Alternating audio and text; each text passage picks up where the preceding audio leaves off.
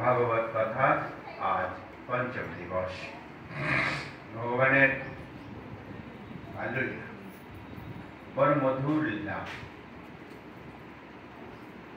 তিনি জগতে এই মাধুর্যতা প্রথম দেখাচ্ছে।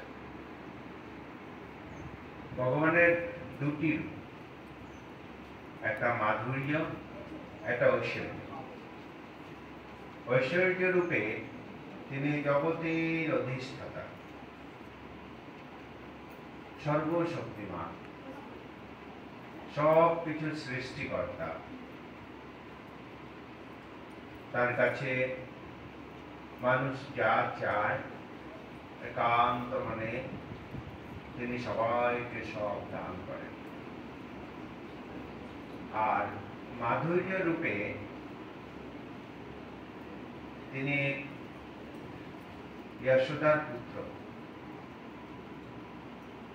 গোপীদের আনন্দদাতা,